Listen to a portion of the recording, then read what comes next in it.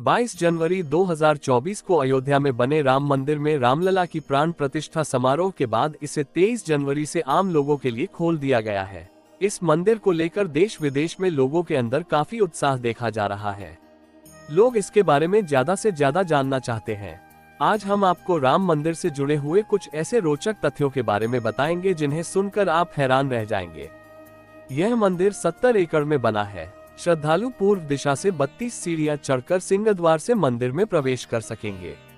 इस मंदिर की नींव को बनाने में 2587 जगहों की मिट्टी का इस्तेमाल किया गया है। अयोध्या में बने राम मंदिर में 5 आकर्षक मंडप भी बनाए गए हैं।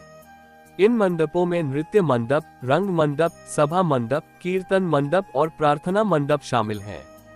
डिजाइन संरचना के आधार पर यह भारत का सबसे बड़ा मंदिर है। इस पूरे मंदिर का निर्माण नगर शैली में किया गया है। इसकी लंबाई पूर्व से पश्चिम दिशा की ओर 380 फीट, चौड़ाई 250 फीट और ऊंचाई 161 फीट है। आपको जानकर हैरानी होगी कि इसे बनाने में लोहे या स्टील का प्रयोग नहीं किया गया है। ऐसा इसलिए किया गया है ताकि यह भव्य मंदिर हजारों वर्षों तक टिका रहे। ये राम मंदिर 3 मंजिला है।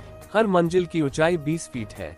मंदिर में कुल 392 खंबे व 46 गेट हैं। इन खंभों व दीवारों में देवी देवता और देवांगना की मूर्तियां बनाई गई हैं। मंदिर के भूतल पर बने रामलला के गर्भगृह में सोने की परत वाले दरवाजे लगे हैं। भूतल पर मौजूद सभी 14 दरवाजों पर सोने की परत वाले दरवाजे लगाए गए हैं।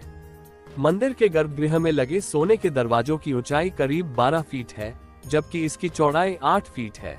मंदिर में लगे कुल 46 दरवाजों में से 42 पर 100 किलोग्राम सोने की परत चढ़ाई गई है। राम मंदिर के निर्माण में इस्तेमाल की गई ईंटों पर भी श्री राम लिखा हुआ है। ये पूरा मंदिर 2.7 एकड़ में फैला हुआ है। मंदिर का भूतल भगवान राम के जीवन को दर्शाता है, जबकि पहली मंजिल पर भगवान राम के दरबार की भव्यता होगी। मंदिर के 2000 फीट नीचे गाड़े गए टाइम कैप्सूल में मंदिर, भगवान राम और अयोध्या के बारे में प्रासंगिक जानकारियां अंकित की गई हैं और ऐसा आने वाली पीढ़ियों के लिए मंदिर की पहचान को संरक्षित करने के मकसद से किया गया है। अयोध्या में राम मंदिर के निर्माण में देश के कोने कोने से आए खास सामग्रियों का इस्तेमाल किया गया। कहीं से लकड़ी आई तो कहीं से मार्बल। आइए जानते हैं रामलला के मंदिर के निर्माण के लिए कहां से कौन कौन सी चीजें आए। राजस्थान से आया पिंक स्टोन और मार्बल। अयोध्या में बन रहे राम मंदिर में पिंक स्टोन का इस्तेमाल किया जा रहा है। इससे मंदिर परिसर में बनने वाले म्यूजियम, रिसर्च सेंटर, गौशाला और यज्ञशाला आदि को तैयार किया जा रहा है। जानकारों की माने तो ये पत्थर राजस्थान के बंशी पहाड़पुर से मंगाया गया है। मंदिर से जुड़े सूत्रों का कहना है कि बंशी पहाड़पुर से 4 लाख क्यूबिक फीट स्टोन मंगाया गया है। साथ ही राजस्थान का मशहूर मार्बल भी मंदिर बनाने में इस्तेमाल हो रहा है। कर्नाटक से मंगाई गई विशाल चट्टान।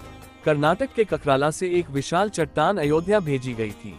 कहा जा रहा है कि भगवान राम की प्रतिमा को बनाने में इसी चट्टान का प्रयोग किया गया है। ये चट्टान तुंगभद्रा नदी के किनारे से ली गई है। नेपाल से आया शालिग्राम पत्थर। अयोध्या में भगवान राम और माता जानकी की प्रतिमाओं के निर्माण के लिए नेपाल से शालिग्राम के पत्थर मंगाए गए हैं। ये पत्थर नेपाल की गंडकी नदी के किनारे से लिए गए हैं। हिंदू मान्यताओं के मुताबिक शालिग्राम पत्थर भगवान विष्णु का ही प्रतीक माना जाता है। महाराष्ट्र की टीकवुड। राम मंदिर के दरवाजों का फ्रेम मार्बल से तैयार किया गया है, जबकि दरवाजे टीक वुड से बनाए गए हैं। बता दें कि टीक वुड को महाराष्ट्र से मंगाया गया है। इन दरवाजों पर बहुत ही बेहतरीन नक्काशी का भी काम किया गया है। 5 लाख गांव से आई ईंटें। राम मंदिर की मजबूती के लिए इसकी नींव में ग्रेनाइट से इसका बेस बनाया गया। इसमें 17,000 ग्रेनाइट के पत्थरों का इस्तेमाल किया गया है और हर पत्थर का वजन करीब 2 टन है। वहीं मंदिर में इस्तेमाल की गई ईंटें देशभर के करीब 5 लाख गांवों से ली गई हैं। किसने बनाया डिजाइन? मंदिर के प्रमुख वास्तुकार चंद्रकांत सोमपुरा हैं। उनके साथ इस महत्वपूर्ण काम में उनका सहयोग दे रहे हैं उनके दोनों बेटे निखिल सोमपुरा और आशीष सोमपुरा। पिता पुत्र की तिकड़ी ने मिलकर अयोध्या के राम मंदिर का डिजाइन तैयार किया है। सोमपुरा मंदिर वास्तुकारों की एक लंबी कतार से आते हैं और अहमदाबाद से आने वाले परिवार की 15वीं पीढ़ी है, जबकि उन्होंने वास्तुकला में कोई औपचारिक प्रशिक्षण भी नहीं लिया है। चंद्रकांत सोमपुरा के दादा पीओ सोमपुरा ने 1949 में गुजरात में पुनर्जीवित सोमनाथ मंदिर का डिजाइन तैयार किया था और सोमपुरा की कुछ उल्लेखनीय उपलब्धियों में गुजरात के अक्षरधाम, मुंबई का स्वामी नारायण मंदिर और कोलकाता में बिरला मंदिर शामिल हैं।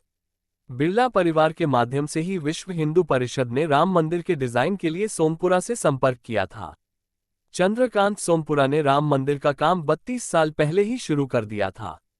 दोस्तों, कमेंट में जय श्री राम लिखना न भूलना। वीडियो को लाइक और शेयर करना, और अगर आपने अभी तक सब्सक्राइब नहीं किया है तो सब्सक्राइब जरूर कर लेना।